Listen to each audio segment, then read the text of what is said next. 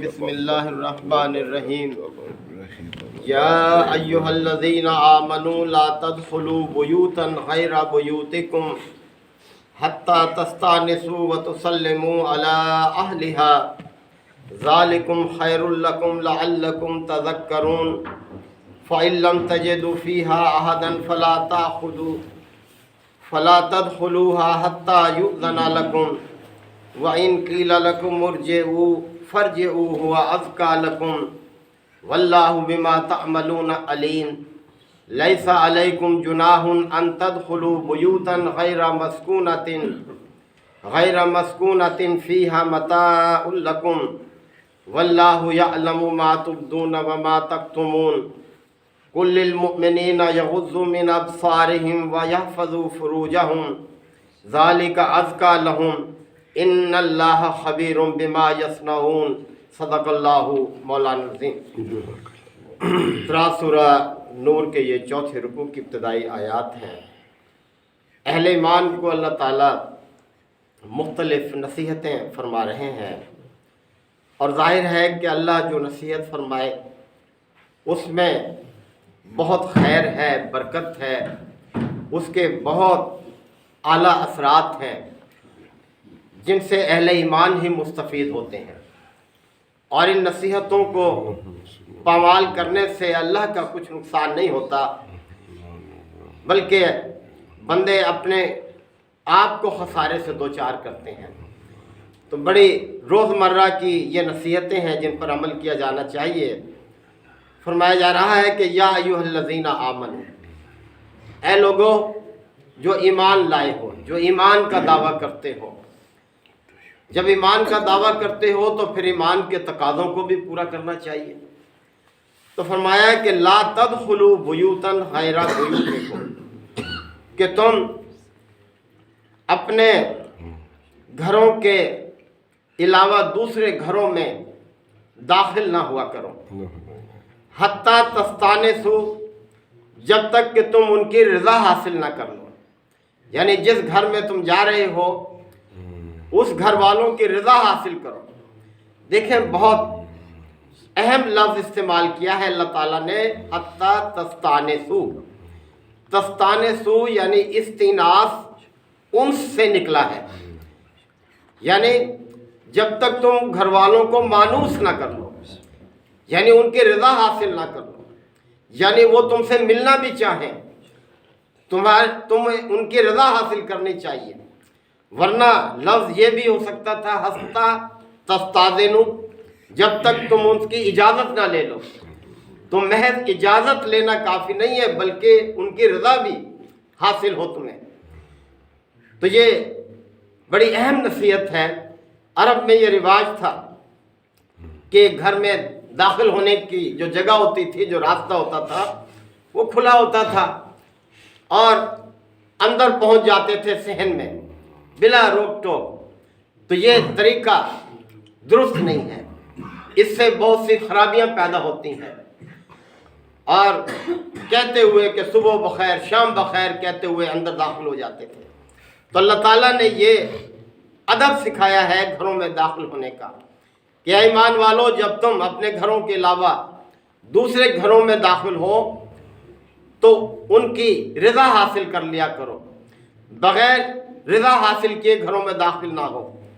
وَتُسَلِّمُوا عَلَىٰ أَهْلِهَا، اور گھر والوں کو سلام بھیج لیا کرو، یعنی یہ دو باتیں پیش نظر رکھو، سلام بھیجو۔ ذَالِكُمْ خَيْرٌ لَكُمْ، یہ تمہارے لیے بہتر ہے، اچھا طریقہ ہے۔ لَعَلَّكُمْ تَذَكَّرُونَ، توقع ہے کہ تم اس کا خیال رکھو گے۔ اب دیکھیں یہ اس لحاظ سے بھی اہم ہے کہ گھر میں جب داخل ہوا جائے تو اپنے گھروں میں بھی اس چیز کو اختیار کرنا چاہیے۔ یعنی گھر میں داخل ہوتے ہوئے آپ صلی اللہ علیہ وسلم سے سوال کیا گیا کہ یا رسول اللہ، اگر ہم اپنے گھر میں داخل ہوں تو کیا وہاں بھی اجازت لیں؟ تو آپ صلی اللہ علیہ وسلم نے فرمایا ہاں، وہاں بھی، یعنی کوئی ایسا طریقہ رکھیں کہ گھر والے باخبر ہو جائیں آمد سے کہ گھر میں کوئی آ رہا ہے۔ آپ صلی اللہ علیہ وسلم نے اس حد تک بھی فرمایا کہ کیا تم یہ چاہتے ہو کہ اپنی ماں کو برہنہ حالت میں دیکھو؟ یعنی تمہارے آنے سے پہلے گھر والے اپنے آپ کو تیار کر لیں، کیونکہ گھر کے اندر خواتین بیٹیاں ہیں، بہو ہیں، وہ اس کیفیت میں بھی ہوتی ہیں گھر میں کہ گلے میں دوپٹہ نہیں ہوتا، ننگے سر ہوتی ہیں، یا گھروں میں صفائی کرتے ہوئے اپنے لباس کے یعنی اپنے پائچوں کو اونچا کر لیتی ہیں، پنڈلیاں ان کی کھلی ہوتی ہیں، تو تمہاری آمد کی خبر پا کر وہ اپنے آپ کو ذرا سنبھال لیں گی اور تمہارے مقام اور مرتبے کے مطابق اپنے آپ کو تیار کر لیں گی کہ ہمارے بزرگ آ رہے ہیں، کوئی بھائی آ رہا ہے، کوئی بیٹا آ رہا ہے، خامد آ رہا ہے یا سسر آ رہا ہے، یعنی اس طرح سے وہ اپنے آپ کو صحیح حالت میں لے آئیں گی۔ تو یہ طریقہ تمہارے لیے بہتر ہے کہ اپنے گھروں میں بھی جب داخل ہو تو انہیں بھی سلام کیا کرو۔ یہ بھی اللہ تعالیٰ کا حکم ہے اہل ایمان کو کہ اپنے گھروں میں داخل ہو تو انہیں گھر والوں کو پہلے سلام کرو۔ یہ زیادہ برکت والا اور اچھا طریقہ ہے، خیر و برکت حاصل ہوتی ہے اس سے جو ہے۔ فَإِن لَمْ تَجِدُوا فِيهَا أَحَدًا، اور اگر تم وہاں کسی کو نہ پاؤ اس گھر میں، فَلَا تَدْخُلُوهَا، تو اس میں داخل مت ہوا کرو، حَتَّى يُؤْذَنَ لَكُمْ، یہاں تک کہ تمہیں اجازت دے دی جائے۔ یعنی اگر گھر میں کوئی نہیں ہے تو یہ نہیں کہ تم داخل ہو کر اندر بیٹھ جاؤ اور انتظار کرنے لگو، اگر کوئی نہیں ہے تو پھر وہاں نہ بیٹھو۔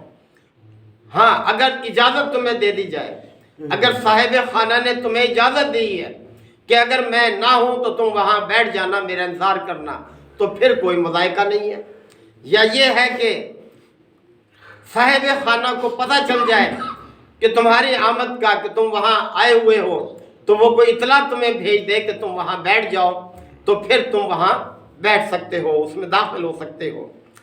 اور پھر یہ کہ وَإِن قِيلَ لَكُمْ ارْجِعُوا، اور اگر تمہیں اندر سے یہ کہا جائے کہ واپس لوٹ جاؤ، فَارْجِعُوا، تو واپس لوٹ جایا کرو۔ اب دیکھیں، یہ ہمارے عام معمول میں بڑا مایوب سمجھتے ہیں ہم اسے، کہ ہم کسی کے ہاں جائیں اور کوئی ہمیں یہ کہے کہ واپس چلے جاؤ، ابھی ملنے کے لیے ہم تیار نہیں ہیں، تو اس میں برا ماننے کی ضرورت نہیں ہے۔ دیکھیں یہ حکم کس کی طرف سے ہے؟ اللہ تعالیٰ فرما رہا ہے کہ اگر تم جاؤ اور تمہیں کہا جائے کہ واپس لوٹ جاؤ تو تمہیں واپس آ جانا چاہیے۔ ہوا ازکا لکم، یہی تمہارے لیے پاکیزہ تر ہے، یعنی یہی اچھا انداز ہے کہ اس میں برا ماننے کی کوئی ضرورت نہیں ہے۔ جب کہا جائے کہ واپس چلے جاؤ تو واپس چلے جایا کرو۔ واللہ بما تعملون علیم، اور یاد رکھو جو کچھ تم کرتے ہو وہ سب اللہ کے علم میں ہے، اللہ جانتا ہے تمہارے سب اعمال کو۔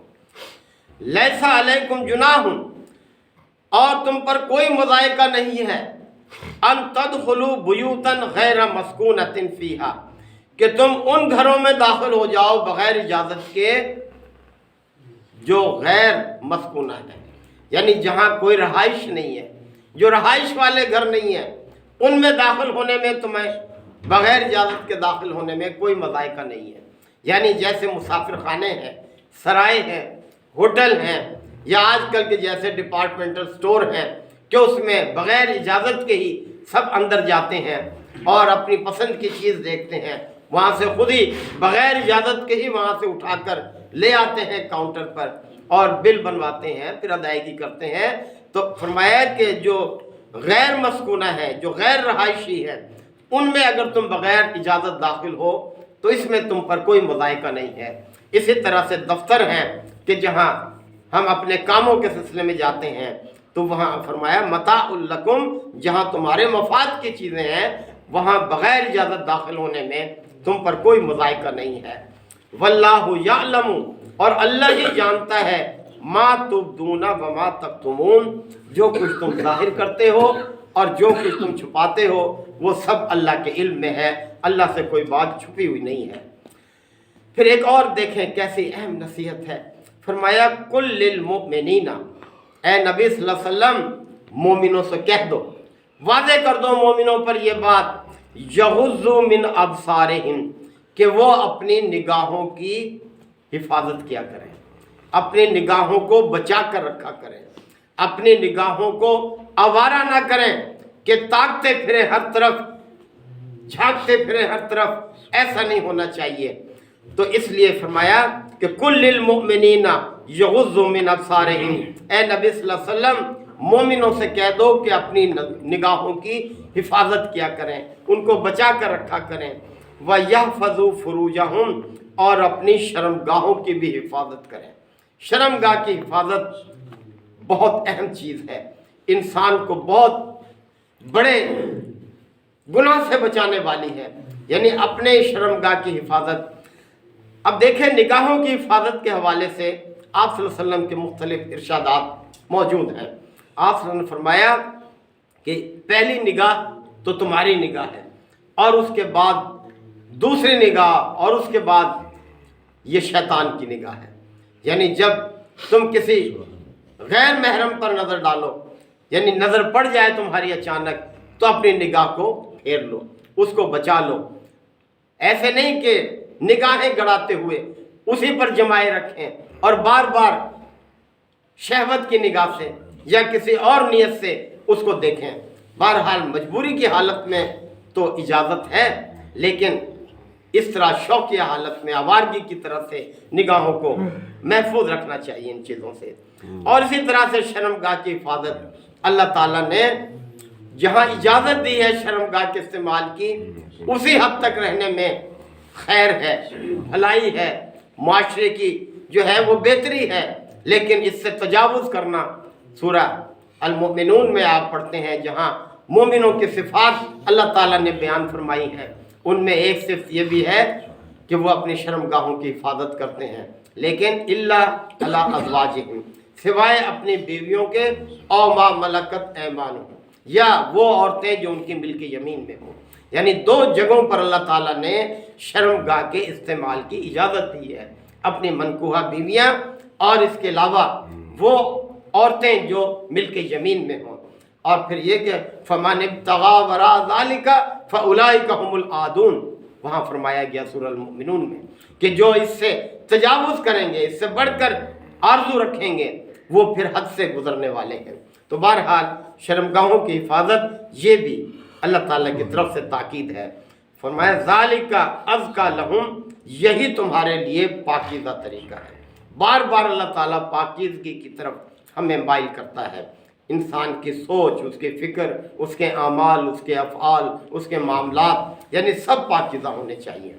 इन्नल्लाह खबीरुम बिमा यसनाऊन, और जो कुछ भी लोग बनाते हैं अल्लाह उससे बाखबर है। यानी अल्लाह किसी के अमल से बेखबर नहीं है, हर एक के अमल को वो पूरी तरह से जानता है। अल्लाह ताला हमें इंसान तमाम हिदायत को अमल करने की तौफीक अता फरमाए। व आखिर दावाना अनिल हम्दुलिल्लाहि रब्बिल आलमीन। अल्हम्दुलिल्लाहि रब्बिल आलमीन वस्सलातु वस्सलामु अला रसूलिल अमीन। रब्बना आतिना फिद दुनिया हसना व फिल आखिरति हसना वक़िना अज़ाबन्नार व अदखिलनल जन्नत मअल अबरार या अज़ीज़ु या गफ़्फ़ार या रब्बल आलमीन। अल्लाहुम्मा इन्नका अफ़ूव्वुन करीमुन तुहिब्बुल अफ़्वा फ़अफ़ु अन्ना। अल्लाहुम्मा मन अहयैतहु मिन्ना फ़अहयिही अलल इस्लाम व मन तवफ़्फ़ैतहु मिन्ना फ़तवफ़्फ़हु अलल ईमान। या शाफ़िअल अमराज़ इश्फ़ मरज़ाना व मरज़ल मुस्लिमीन। या क़ादियल हाजात इक़्ज़ि हाजातिना व हाजतल मुस्लिमीन। अल्लाहुम्मा अइज़्ज़िल इस्लाम वल मुस्लिमीन। अल्लाहुम्मा दम्मिर आदाअद्दीन। रब्बना तक़ब्बल मिन्ना इन्नका अंतस समीउल अलीम व तुब अलैना इन्नका अंतत तव्वाबुर रहीम। सल्लल्लाहु तआला अला खैरि खल्क़िही मुहम्मदिन व आलिहि व सहबिही अजमईन। सुभान